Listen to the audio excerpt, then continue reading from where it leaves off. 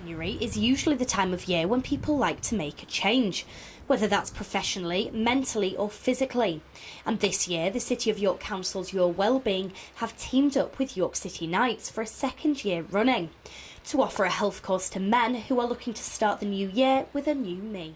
This is the second course that's going to be run for men's fitness, and I think it's aimed at men who perhaps don't want to go to the gym, and it's about more than just getting fit. It's about physically getting fit. It's about education, learning, working out what's best for the men, talking about diet and that sort of thing. So it's a bit broader than just going to the gym once a week.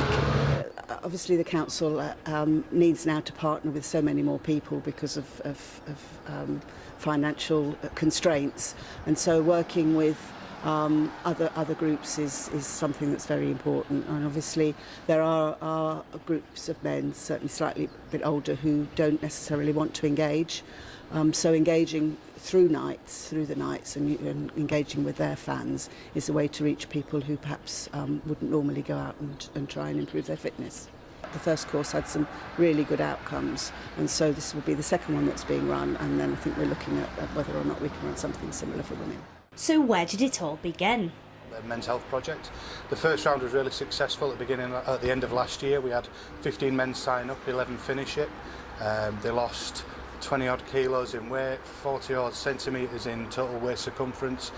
The feedback we've got was really positive, so it was a pilot we ran with the Wellbeing Service from the council, so obviously based on that success we wanted to keep it going. Being the new year, we know it's a good time to launch things like this or have another session run, so we've set it up. We're running again. Basically the All Wellbeing Service, they provide a lot of the education side of things, so each session is broken up into education, then some physical activity. The All Wellbeing Service kind of lead the coordination of that. We lead the side where we actually get people active and get people doing some physical activity using the same facilities as our first team. So they're downstairs in the strength and conditioning suite, they're outside on the field, they're actually doing stuff to actually make them more active, which is really good, using the same facilities as the Knights. But the programme isn't just about your physical health and fitness. Physical, mental, it's all those different things that combine into your general well-being. So we're looking at nutrition, people smoking, drinking, mental health. That's quite a big, strong thing, and I think that's one of the reasons why we were keen to target men at first, because men, when it comes to mental health, are not great at opening up and sort of talking.